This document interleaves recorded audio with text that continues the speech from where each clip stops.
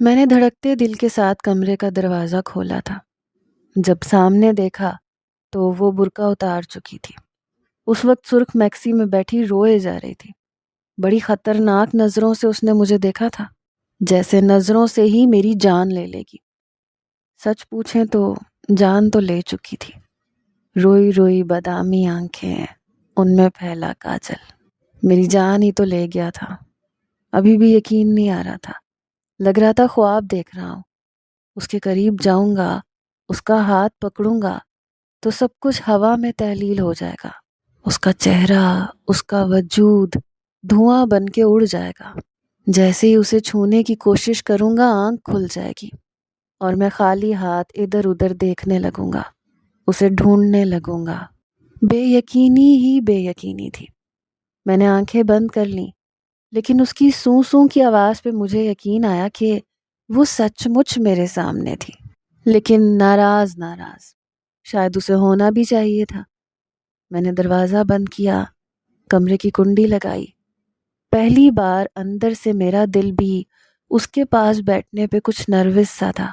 پتہ نہیں کیوں ایسے لگ رہا تھا میری ساری بااعتمادی اس کے سامنے بیٹھتے ہی ہوا ہو جائے گی۔ وہ میرے لیے کوئی عام لڑکی نہیں تھی۔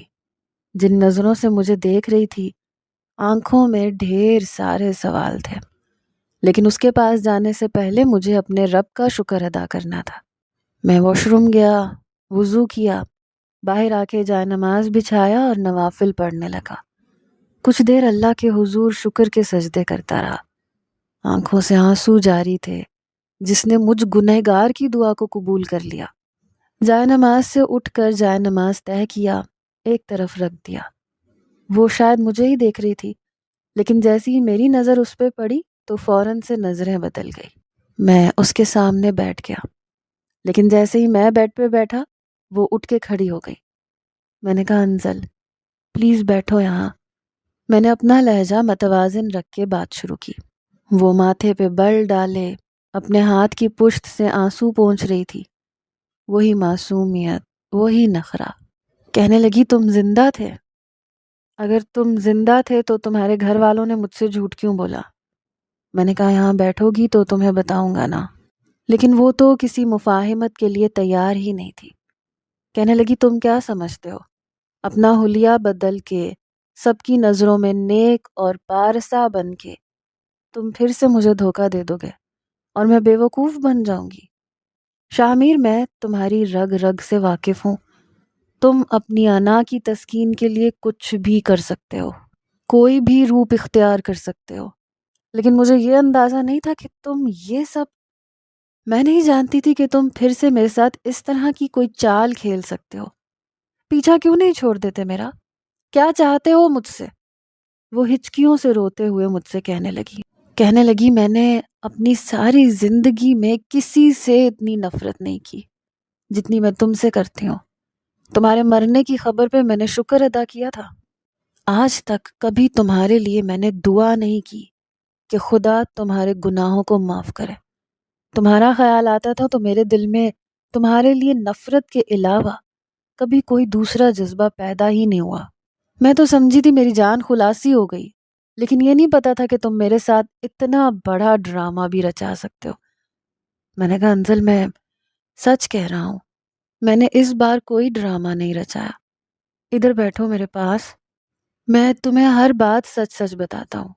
اس سے پہلے کہ میں اس کا ہاتھ پکڑنے کی کوشش کرتا، وہ کئی قدم پیچھے ہٹی۔ میں کھڑا ہو گیا۔ میں نے کہا تم جو کچھ سمجھ رہی ہو ویسا کچھ بھی نہیں ہے۔ وہ کہنے لگی اوہ پلیز شاہ میر، تمہارا گھنونا روپ میں بہت اچھے سے دیکھ چکی ہوں۔ جھوٹی کہانی تم امام صاحب کو سنا کے بے وقوف بنا سکتے ہوگے، کیونکہ وہ نہیں جانتے کہ تم کیا ہو، لیکن میں جانتی ہوں۔ ان کے سامنے نیک اور پارسا ہونے کا ڈرامہ رچا کے تم مجھے یوں حاصل کرو گے، میں سوچ بھی نہیں سکتی تھی۔ اگر مجھے پتا ہوتا کہ تم زندہ ہو اور مجھے طلاق نہ دینے کے لیے تم نے یہ سارا ڈرامہ رچایا ہے تو میں کبھی تمہارے جال میں نہ پھنستی۔ پھر اس نے میرا گریبان پکڑ لیا۔ کہنے لگی مجھے بتاؤ میں نے تمہارا کیا بگاڑا تھا؟ کیوں میری جان کے پیچھے پڑ گئے ہو؟ میں نے کہا پلیز میرا گریبان چھوڑو انزل۔ وہ کہنے لگی نہیں چھوڑوں گی، ایسے ہی تم سے پوچھوں گی، بتاؤ شامیر، میں نے کیا بگاڑا ہے تمہارا؟ کیوں میرا پیچھا نہیں چھوڑ دیتے؟ تمہیں شرم کیوں نہیں آتی اتنے بڑے بڑے جھوٹ بولتے ہوئے؟ میں نے اس کے دونوں ہاتھ پکڑ لیے، بڑی آہستگی سے میں نے اس سے اپنا گریبان چھڑوایا۔ میں نے کہا تم اس وقت بہت غصے میں ہو، اس پوزیشن میں نہیں ہو کہ میری بات سن سکو یا سمجھ سکو۔ میں پھر کبھی تم سے بات کروں گا۔ وہ کہنے لگی مجھے یہاں رہنا ہی نہیں ہے، تم جیسے دھوکے باز شخص کے ساتھ مجھے زندگی گزارنی ہی نہیں ہے۔ ابھی بھی اس کے ہاتھ میرے ہاتھ میں تھے۔ میں نے کہا انزل، میں تمہیں کبھی بھی نہیں چھوڑ سکتا، کبھی بھی نہیں، کیونکہ میں تم سے محبت کرتا ہوں۔ اگر تم یہ سمجھتی ہو کہ تم مجھ سے پیچھا چھڑوا لو گی تو غلط سمجھتی ہو۔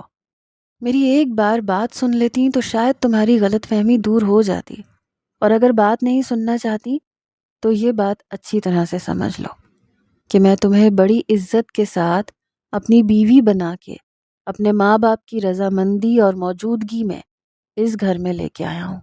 کل میرا ولیمہ ہے، پوری دنیا کو پتہ چل جائے گا کہ شاہ میر کی بیوی انزل شاہ میر ہے، اور یہ میری محبت کا سب سے پہلا ثبوت ہے کہ میں نے تم سے کیے گئے نکاح کو نہ تو خفیہ رکھا ہے، نہ تمہیں رکھیل سمجھا ہے۔ بڑی عزت سے، احترام سے تمہیں لایا ہوں، تمہیں چھوڑنے کے لیے نہیں لایا۔ یہ بات اپنی ذہن میں اچھی طرح سے ذہن نشین کر لو۔ یہ کہہ کے میں نے اس کے دونوں ہاتھ چھوڑ دیے۔ ابھی بھی اس کی آنکھوں سے آنسو بہہ رہے تھے۔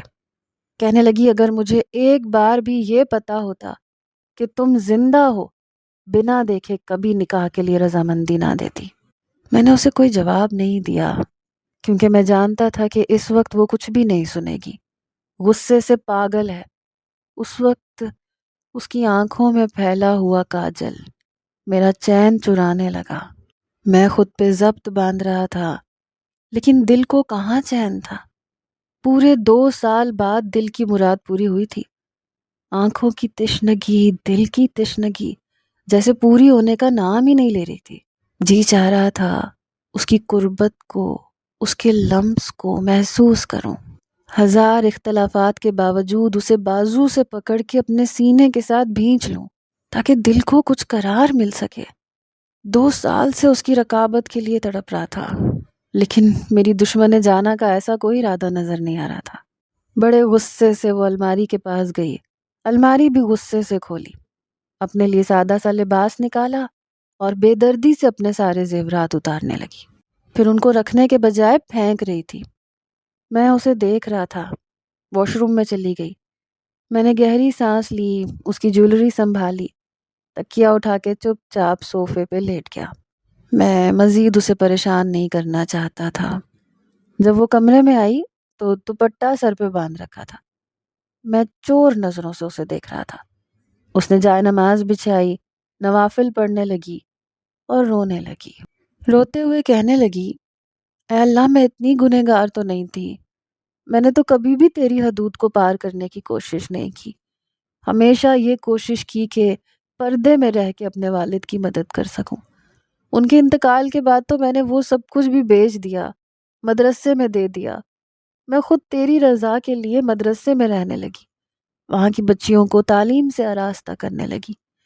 مجھے کوئی فرق نہیں پڑتا تھا کہ میری زندگی میں آنے والا شخص کون ہوتا ہے کون نہیں، بس یہ نہ ہوتا۔ میں نے اپنی زندگی میں صرف اس ایک شخص سے نفرت کی تھی، پھر یہ میرے نصیب میں کیوں آیا؟ میں کہاں غلط تھی، کہاں بری تھی، میرا کیا قصور تھا؟ وہ بڑے دھیمے لہجے میں روتے ہوئے آنکھیں بند کیے دعا گو تھی، لیکن کمرے میں خاموشی تھی اور میں سو بھی نہیں رہا تھا۔ اس کی باتیں کسی تیر کی طرح میرے دل پہ وار کر رہی تھی۔ کیا میں اتنی نفرت کے قابل تھا؟ اسے کیوں لگتا تھا کہ میں جھوٹا ہوں؟ کیوں کرتی تھی مجھ سے اتنی نفرت، جبکہ میں نے خود کو بدل کے رکھ دیا تھا؟ وہ کافی دیر روتی رہی اور اس کے رخسار پہ گرنے والے آنسو مجھے اپنے دل پہ گرتے ہوئے محسوس ہو رہے تھے۔ تکلیف ہو رہی تھی۔ کل تک اسے پانے کے لیے میں پاگل ہو رہا تھا، آج وہ میری ہو کے بھی مجھے اذیت دے رہی تھی۔ کچھ دیر رونے دھونے کے بعد وہ اٹھ کے بیڈ پہ لیٹ گئی۔ کچھ ہی دیر میں سو بھی گئی، لیکن میری آنکھوں سے نیند غائب تھی۔ میں ابھی بھی اسی کے بارے میں سوچ رہا تھا۔ پتہ نہیں کب میری آنکھ لگی اذان کی آواز پہ میں چونک کے اٹھا، جلدی سے وضو کیا، فجر کی نماز پڑھنے چلا گیا۔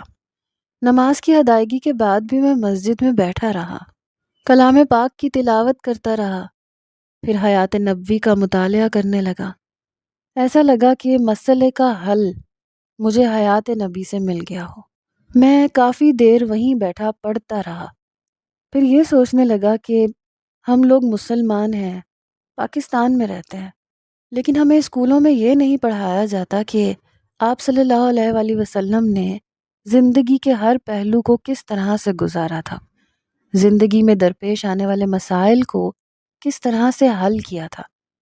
یہ سب ہمارے نصاب میں شامل ہونا چاہیے تاکہ ہر لڑکا بچپن سے یہ علم رکھتا ہو کہ اسے بیوی کے ساتھ کیسے رہنا ہے، عورتوں کے ساتھ کیسے پیش آنا ہے۔ میں جب واپس آیا تو انزل اٹھ چکی تھی، لیکن شاید نروس تھی، کمرے سے باہر نہیں نکل رہی تھی۔ الگ ماحول کی وجہ سے وہ بیڈ پہ بیٹھی اپنی انگلیاں چٹک رہی تھی۔ مجھے دیکھ کے اپنی بدحواسی پہ قابو پانے کی کوشش کرنے لگی۔ میں نے کہا تم باہر نہیں نکلی؟ امی ناشتہ ٹیبل پہ لگوا چکی ہیں۔ کہنے لگی مجھے کچھ سمجھ میں نہیں آ رہا، پتہ نہیں کس قسم کا ماحول ہے تمہارے گھر کا۔ دیکھو میں کوئی ہائی کلاس کی ماڈرن لڑکی نہیں ہوں، نہ میں تمہارے ساتھ ایسے ماحول میں موو کر سکتی ہوں، نہ میں بے پردگی کروں گی۔ میں اس کی پریشانی سن کے اس کے پاس بیڈ پہ بیٹھ گیا۔ وہ کھسک کے پیچھے ہٹی۔ میں نے کہا تمہیں کسی کے لیے بھی خود کو بدلنے کی ضرورت نہیں ہے، تم جیسی ہو تمہیں ویسے ہی میں نے اور میرے گھر والوں نے قبول کیا ہے، چلو آؤ میرے ساتھ۔ میں نے اس کا ہاتھ پکڑا، کمرے سے باہر لے آیا۔ سامنے لاؤنج کی جانب ایک ڈائننگ ٹیبل تھا جہاں میری والدہ ملازمہ سے ناشتہ لگوا رہی تھی۔ مجھے انزل کے ساتھ دیکھا تو مسکرانے لگی، کہنے لگی آؤ آؤ بیٹا، بریک فاسٹ بالکل ریڈی ہے۔ میری والدہ ساڑیاں پہنتی تھی، تیار شیار بھی رہتی تھی۔ انزل کے لیے کرسی میں نے خود کھینچی تھی، کرسی پیچھے کی، وہ بیٹھ گئی۔ اس کی برابر والی کرسی پہ میں بیٹھ گیا۔ اس کی پلیٹ میں ناشتے کی ہر چیز میں ڈال کے دینے لگا۔ وہ خاموشی سے ناشتہ کر رہی تھی، پھر واپس کمرے میں چلی گئی۔ میری والدہ نے ولیمے کی میکسی مجھے دی، کہنے لگی پارلر سے میں نے ٹائمنگ لے لی ہے، انزل سے کہو 4 بجے تک اسے ڈرائیور کے ساتھ پارلر جانا ہے۔ یہ سن کے میں نے اپنی والدہ سے کہا کہ ولیمے کی دعوت میں خواتین اور مردوں کا الگ انتظام کروائیے گا۔ یہ سن کے میری والدہ کہنے لگی شامیر تمہارا دماغ خراب ہو گیا ہے، تم جانتے ہو ہمارے ہاں اس طرح سے شادیاں نہیں ہوتی، تمہاری بات مان کے تمہاری پسند کی لڑکی لے آئے ہیں تو اس کا یہ مطلب نہیں ہے کہ ہر بات تمہاری مانی جائے گی، تمہارے ڈیڈ کو اس بات پہ بہت اعتراض ہوگا۔ میں نے کہا میری بیوی سب کے سامنے یوں تیار ہو کے نہیں بیٹھے گی، اس بات پہ مجھے اعتراض ہے، اس لیے پردے کا انتظام ہونا چاہیے۔ میری والدہ کہنے لگی ایسا کرو تم ہمیں سب کے سامنے بٹھا کے ایک ہی بار ذلیل کروا دو تو زیادہ بہتر رہے گا، ہم لوگوں نے کبھی بھی ایسی شادی آج تک نہیں دیکھی، نہ ہم سب کے سامنے یوں اپنا مذاق بنوا سکتے ہیں۔ میں نے کہا امی ہمارے دین اسلام میں بھی یہ سب جائز نہیں ہے، یہ بے پردگی ہے۔ وہ کہنے لگی سوسائٹی کو بھی دیکھنا پڑتا ہے، ہم ایسی سوسائٹی میں نہیں رہتے جہاں کی تم بات کر رہے ہو، ہماری زندگیوں میں اور ان کی زندگیوں میں بہت فرق ہے۔ یہی بات تمہارا باپ تمہیں سمجھانا چاہ رہا تھا کہ انزل جیسی لڑکی ہمارے ماحول میں سروائیو ہی نہیں کر پائے گی، لیکن تمہاری ضد تھی، تمہارے باپ نے تمہاری ضد کے سامنے ہار مان لی۔ کم از کم تمہیں آج ولیمے پہ اپنے باپ کی عزت کا خیال رکھنا چاہیے۔ میں نے کہا پارلر والی سے کہیں کہ وہ یہیں آ کر تیار کر دیں، انزل پارلر نہیں جائے گی۔ میری والدہ کہنے لگی ٹھیک ہے میں بلوا لیتی ہوں۔ اس کے ولیمے کی میکسی میں کمرے میں جا کے بیڈ پہ رکھ چکا تھا، وہ صوفے پہ بیٹھی تھی۔ میں کمرے سے باہر نکل گیا۔ بہت مہنگے ہوٹل میں میرے باپ نے ولیمے کی دعوت رکھی تھی۔ جیسے ہی رات کو میں تیار ہو کے انزل کے کمرے میں گیا تو پارلر والی اسے تیار کر کے جا چکی تھی۔ وہ بے حد خوبصورت لگ رہی تھی، لیکن اتنی ہی نروس اور کنفیوز تھی۔ میں نے الماری کھول کے ایک بڑی خوبصورت سی چادر نکالی، اس چادر کو کھول کے اس کے سر پہ گھونگھٹ کی طرح ڈھانپ دیا۔ میں نے خود بھی پینٹ کوٹ نہیں پہنا تھا، سفید رنگ کی شلوار قمیض ہی پہنی تھی۔ اس کا ہاتھ پکڑ کے میں اسے باہر لے آیا۔ میرا اور انزل کا حلیہ دیکھ کے میرے باپ کا پارا چڑھ گیا۔ کہنے لگے یہ کیا بن کے آئے ہو اور بہو کے سر پہ اتنی بڑی چادر کیوں دے رکھی ہے؟ میں نے کہا یہ میری خواہش ہے کہ میری بیوی میرے دوستوں اور میرے گھر کے مردوں کے سامنے بے پردہ نہ ہو۔ کہنے لگے اور جو ہمارا مذاق بنے گا؟ میں نے کہا مذاق بنانے والوں کا جواب میں دوں گا، آپ کسی کو جواب مت دیجیے گا۔ ہوٹل میں بیٹھے ڈی جے کو میں پہلے ہی کہہ چکا تھا کہ وہاں پہ کوئی میوزک اور کوئی گانے نہیں چلیں گے، صرف اللہ تعالیٰ کے ناموں کی تلاوت لگائی جائے گی۔ جیسے ہی میں انزل کے ساتھ اس ہوٹل نما ہال میں داخل ہوا تو اللہ تعالیٰ کے ناموں کی تلاوت چلا دی گئی۔ وہاں بیٹھی سب خواتین کو مجبوراً اپنے سروں پہ دوپٹے لینے پڑے۔ میں سب کے سامنے اسے اسٹیج پہ لے کے گیا، بیٹھنے میں اس کی مدد کی، پھر میں نے ڈی جے کا مائک پکڑا اور سب سے یہ کہا کہ ہمارے اسلام میں بے پردگی کا حکم نہیں دیا گیا، اسی لیے میری بیوی اسی پردے اور چادر میں رہے گی۔ میرے خیال سے اس بات پہ کسی کو اعتراض نہیں ہونا چاہیے۔ یہ کہہ کے میں نے مائک ڈی جے کو پکڑا دیا۔ ولیمے کی دعوت پہ کسی نے کچھ نہیں کہا، کچھ کہہ بھی نہیں سکتا تھا۔ کیا کہتے کہ پردہ کیوں کیا ہے؟ کوئی بھی مسلمان یہ نہیں کہہ سکتا کہ پردہ کیوں کیا ہے۔ یہ باتیں اگر کسی نے کہنی تھی تو میری بات سن کے سب چپ تھے۔ جب کھانا کھانے کا وقت آیا تو میں نے شمائلہ کو بلایا۔ وہ پہلے ہی انزل کے پاس ہی بیٹھی تھی۔ میں نے کہا آپ انزل کو برائڈل روم میں لے جاؤ تاکہ وہ سکون سے کھانا کھا سکے۔ شمائلہ اسے برائڈل روم میں لے گئی۔ کچھ ہی دیر میں ولیمے کا فنکشن ختم ہو چکا تھا۔ جب ہم واپس اپنے کمرے میں آئے تو اس نے چادر اتاری، بڑی حیران نظروں سے مجھے دیکھ رہی تھی، جیسے اسے میرے اس عمل پہ یقین ہی نہیں آ رہا تھا۔ پہلی بار اس نے مجھ سے کچھ نہیں کہا، بحث نہیں کی، بس چپ چاپ مجھے دیکھتی رہی۔ میں نے کہا تم چاہو تو چینج کر سکتی ہو اور آرام بھی کر سکتی ہو۔ وہ نظریں چرا کے اپنی جیولری اتارنے لگی۔ اس بار اس نے جیولری اتار کے طریقے سے دراز میں رکھی تھی، پھر کپڑے بدل کے آئی، پھر بیڈ پہ لیٹ گئی۔ میری والدہ کی اپنی ایکٹیویٹیز تھی۔ میرے والدین دونوں اس بات پہ ناراض تو تھے، لیکن انزل کو کسی نے کچھ نہیں کہا تھا۔ اگلے روز میں آفس چلا گیا، لیکن جب رات کو واپس آیا تو وہ کچن میں تھی۔ میرے والد کو دیکھ کے فوراً سے کچن سے باہر آئی، سر پہ دوپٹہ رکھا، میرے والد کو سلام کیا۔ انہوں نے سلام کا جواب دیا اور اپنے کمرے میں چلے گئے۔ میں بھی اپنے کمرے میں آ چکا تھا۔ کمرے کی ہر چیز کافی اچھے طریقے سلیقے سے رکھی ہوئی تھی۔ میں نہا کے باہر آیا، عام لباس پہنا، کھانا کھانے کے لیے باہر آیا تو تب تک وہ ٹیبل پہ کھانا لگوا چکی تھی۔ شاید کھانا اس نے باورچن کے ساتھ مل کے بنایا تھا۔ میں نے اپنا اور انزل کا کھانا ایک ہی پلیٹ میں ڈالا، آدھی روٹی توڑ کے اسے دی تو وہ کچھ حیران بھی تھی اور نروس بھی، لیکن انکار نہیں کیا۔ میرے ساتھ ایک ہی پلیٹ میں کھانا کھانے لگی۔ پہلا نوالا لیتے ہی میں سمجھ گیا کہ آج کا کھانے کا ذائقہ ہی الگ ہے۔ باورچن نے کھانا نہیں بنایا۔ کھانا میرے والد کو بھی بہت پسند آیا تھا۔ انہوں نے پوچھا کہ کھانا کس نے بنایا ہے؟ انزل کہنے لگی میں نے بنایا ہے۔ کہنے لگے کھانا بہت مزے کا ہے لیکن تم پہ ایسی کوئی پابندی نہیں ہے۔ وہ کہنے لگی میں ویسے بھی گھر میں بور ہوتی رہتی ہوں، اس لیے مجھے اچھا لگتا ہے کھانا بنانا، مجھے کوئی مسئلہ نہیں ہے۔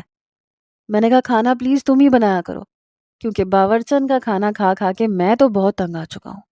کھانا کھانے کے دوران پانی کا گلاس بھر کے میں نے اس کے پاس رکھ دیا۔ میرے ایک ایک عمل کو وہ دیکھ رہی تھی لیکن چپ تھی۔ رات کو میری عادت تھی کہ نوافل کے بعد کلمہ پاک کی تلاوت کر کے سوتا تھا۔ وہ روز مجھے خاموشی سے دیکھتی رہتی تھی۔ ہمارے بیچ 15 دن گزر چکے تھے لیکن بات نہیں ہوئی تھی۔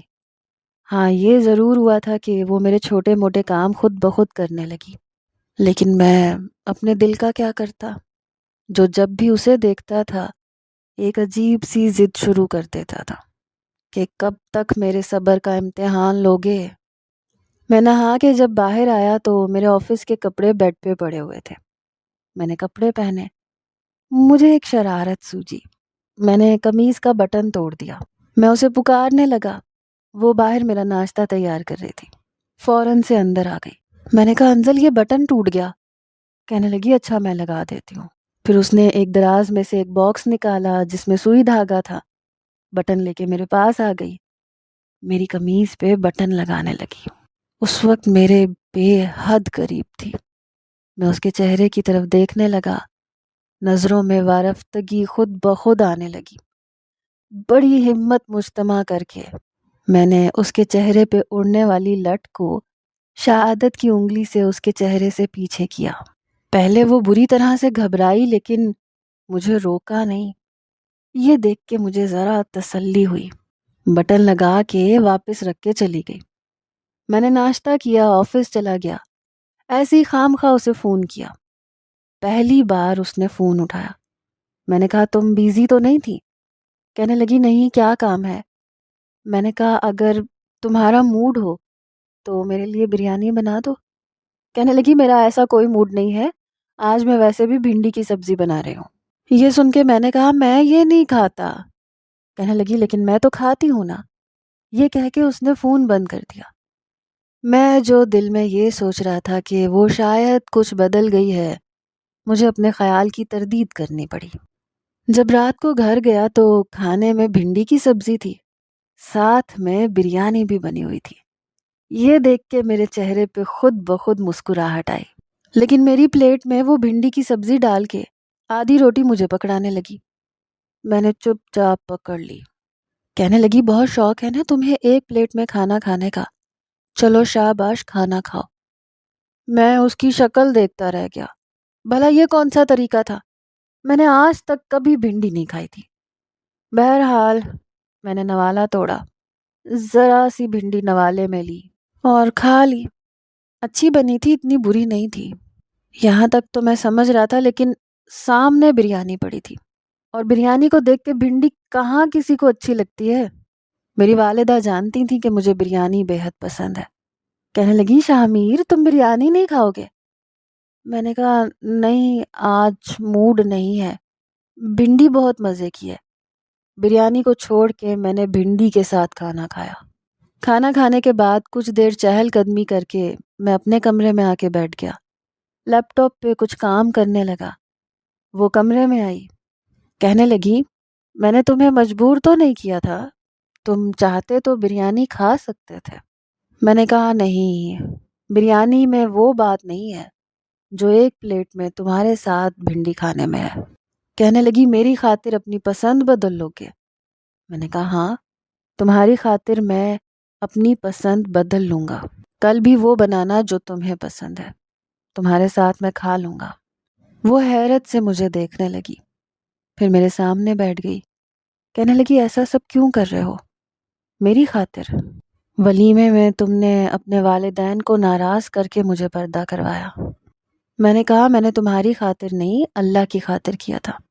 مجھے اچھا نہیں لگتا میری بیوی کو کوئی اور دیکھے۔ تم میرے لیے سجی تھیں، سنوری تھیں، تیار ہوئی تھیں، تو میرا حق تھا، کوئی اور تمہیں الٹی سیدھی نظروں سے کیوں دیکھے؟ انزل تم کوئی عام لڑکی تھوڑی ہو، بہت خاص ہو۔ کہنے لگی تو تم نے تو مجھے کوئی اتنے غور سے نہیں دیکھا۔ میں مسکرانے لگا، ایک گہری سانس لی، اپنا لیپ ٹاپ بند کر کے ایک سائڈ پہ رکھ دیا۔ میں نے کہا کیا کروں، مجھے اپنی بیوی کے بھاگ جانے سے ڈر لگتا ہے۔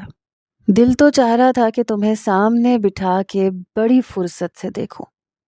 2 سال بڑی مشکل سے گزارے ہیں میں نے تمہیں دیکھے بنا، لیکن پھر تم سے ڈر گیا کہ کہیں غصے میں آ کے میرا گریبان نہ پکڑ لو، کہیں میرے پاکیزہ رشتے کو کوئی گندی گالی نہ دے دو، یہ نہ کہہ دو کہ تم مجھ سے اب حوث پوری کرنا چاہتے ہو۔ میں ایسی گالی نہیں سن سکتا۔ میری بات پہ وہ شرمندہ سی ہوئی، یا شاید خفت میں مبتلا ہوئی۔ کہنے لگی میں تمہیں سمجھ نہیں پا رہی، پہلے مجھے لگا تھا تم شاید یہ سب ڈرامہ کر رہے ہو، لیکن اب ایسے نہیں لگتا۔ میں نے کہا پھر اب کیا لگتا ہے؟ کہنے لگی ڈرامہ کرنے والا رات کو تہجد میں یوں نہیں روتا، اپنے گناہوں کی معافی نہیں مانگتا۔ میں تو سمجھا تھا کہ وہ بڑی گہری نیند میں ہوتی ہے، میری تہجد کی نماز اور رونے سے غافل ہے۔ میں نے کہا بری بات، تہجد کی نماز چوری کی نماز ہوتی ہے، اللہ اور بندے کے بیچ کے ساتھ ہوتی ہے، اس لیے تمہیں توجہ نہیں دینی چاہیے تھی، اور وہ نماز تو میں ویسے بھی اسٹڈی روم میں پڑھتا ہوں، تم کب آئیں؟ تم نے کب دیکھا؟ کہنے لگی ایسے ہی نیند نہیں آ رہی تھی، سوچا تمہاری جاسوسی کر لوں۔ اس کی بات پہ میں بے ساختہ ہنسا تھا۔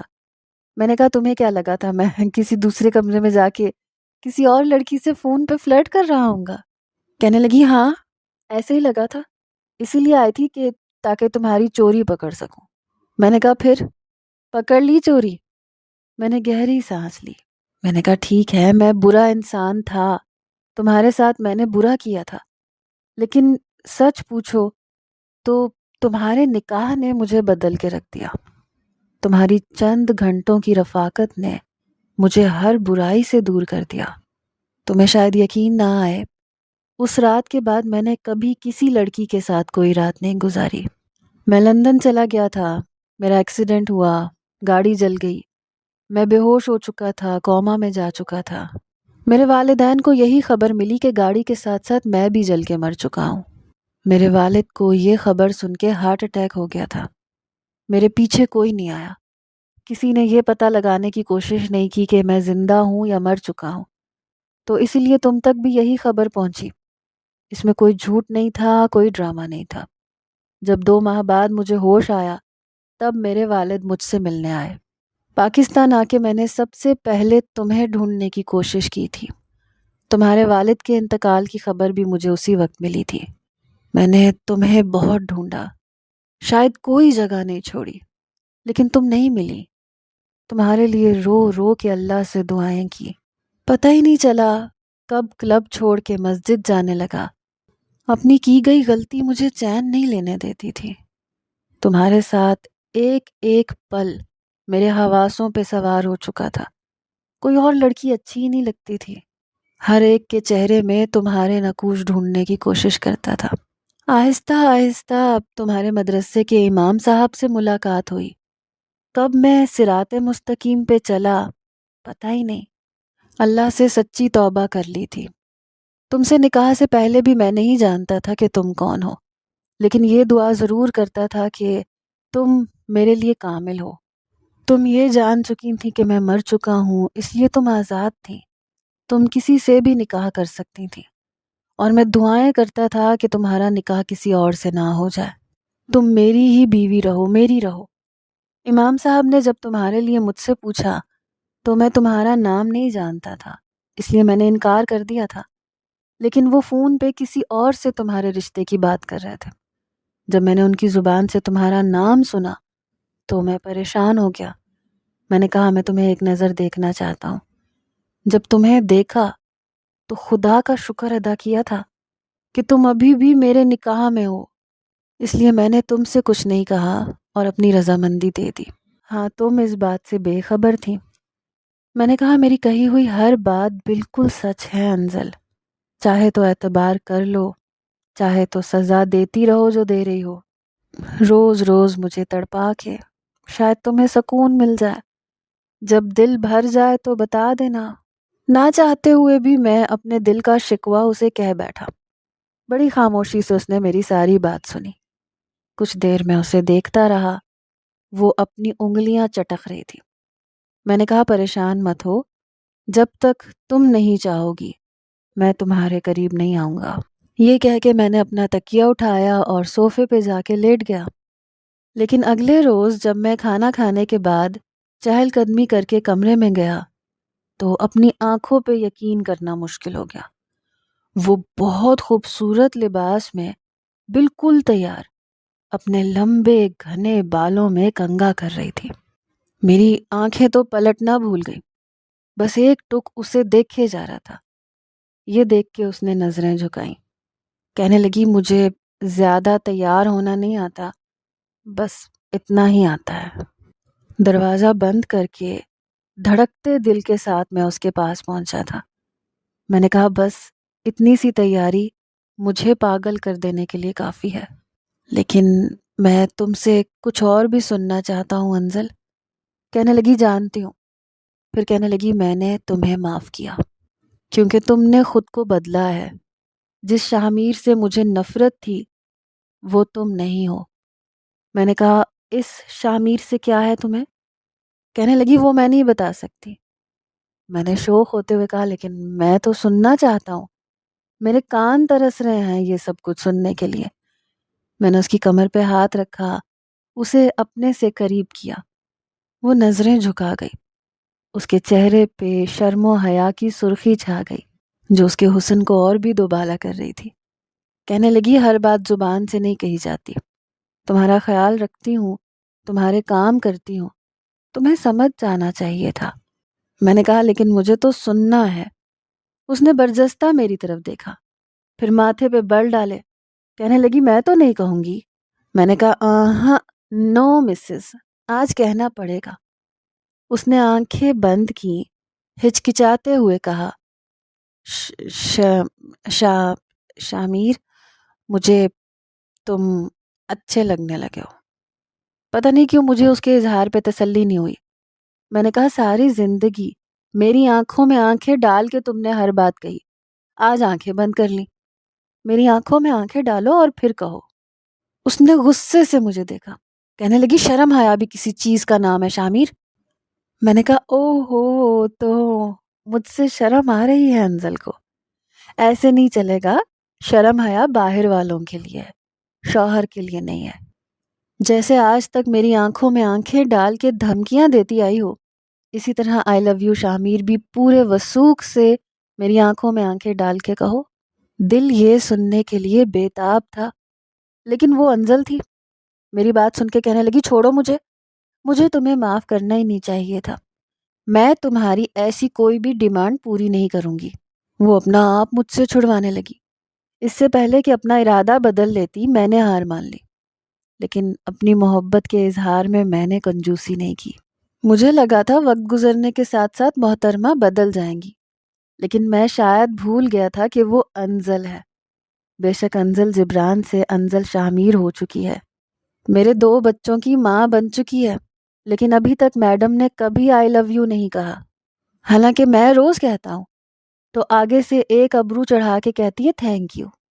میں کہتا ہوں تم زیادتی کر رہی ہو میرے ساتھ، آگے سے ہنسنے لگتی ہے، کہتی ہے شامیر 2 بچوں کے باپ بن چکے ہیں آپ۔ میرے خیال سے انسان کو تھوڑی سی شرم آ جانی چاہیے۔ وہ احمد کو گود میں لے کے اسے فیڈر پلانے لگی جو آدھی نیند میں جا چکا تھا۔ میں نے کہا، بیوی سے شرم کروں گا تو پھر آئی لو یو کس سے کہوں گا اور کس سے سنوں گا؟ زندگی بے حد حسین ہو گئی تھی۔